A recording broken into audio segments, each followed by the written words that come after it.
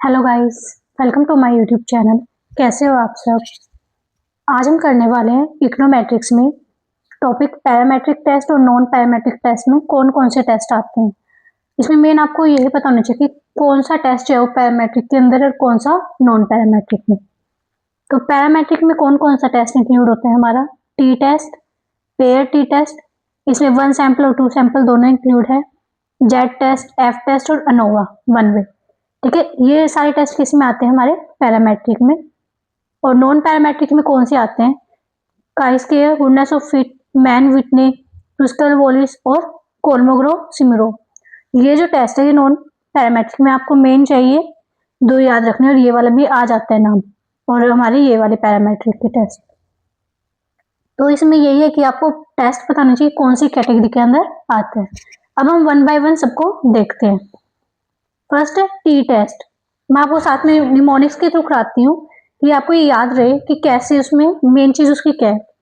जैसे टी है, T test है, टी फॉर मतलब टीनी, टाइनी मतलब क्या होते हैं कम, यानी कि सैंपल हमारे साइज क्या होगा 30 से कम होगा, और जो वेरिएंस है वो हमारा क्या है अननोन है। ठीक है, और डिग्री ऑफ फ्रीडम की बात करें टी टेस्ट में तो क्या होगी n-1।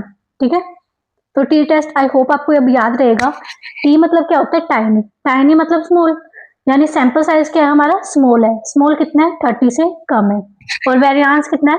अब ये याद रखना अगर स्मॉल है सैंपल तो हमें वेरिएंस नहीं पता चलेगा। स्मॉल में कैसे पता चलता है, जब चीजें लार्ज स्केल पे होती है जब भी हम कुछ बता सकते हैं ना, कंक्लूड कर सकते हैं।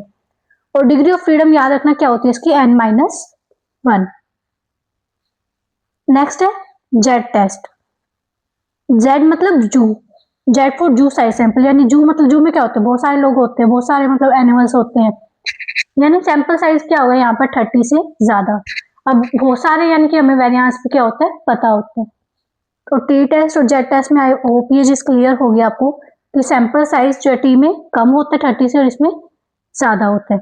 इसमें अब स्मॉल होने की वजह से वेरिएंस हमें नहीं पता होता और इसमें पता होता है। और डिग्री ऑफ फ्रीडम क्या है इसका n-1।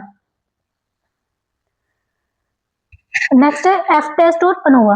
एफ मतलब फैमिली ऑफ वेरिएंसेस, तो इसमें क्या फॉर्मूला होता है MSR अपॉन में MSA। ठीक है, इसमें बस मेन आपको ये रखना कि अगर क्रिटिकल से ज्यादा हमारा जब आती है वैल्यू तो उसको हम क्या कर देते हैं रिजेक्ट कर देते हैं। ठीक है, अब देखते हैं नॉन पैरामेट्रिक। वो तो थे पैरामेट्रिक में जेड टेस्ट, टी टेस्ट और एफ टेस्ट।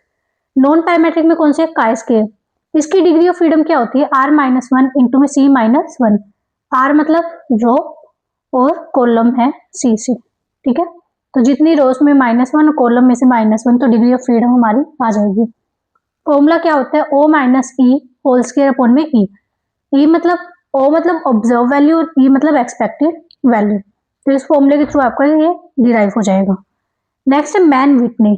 मैन विटने मतलब मैन विद यू, यानी जब हम कंपैरिजन कर रहे हो मीडियंस निकाल रहे हो किसी 2 रैंक के बीच में, तो उसमें कब क्या यूज करते हैं हम मैन विटने। ठीक है, ये टी टेस्ट का एक तरीके से अल्टरनेटिव होता है। नेक्स्ट है क्रूस्कल वॉलिस, इन क्रश वॉल से अगर आप याद रख सकते हो कि जब बहुत सारे क्रशेज होते हैं सपोज, यानी बहुत सारे जब मीडियंस होते हैं मल्टी ग्रुप में से निकालते हैं, हम क्या निकालते हैं क्रूस्कल वॉलिस। तो और ये नोवा का एक तरीके से बोल सकते हैं अल्टरनेटिव। तो आई होप आपको पैरामेट्रिक और नॉन पैरामेट्रिक का बेसिक पता चल गया होगा कि किस टेस्ट में क्या होता है। Thank you.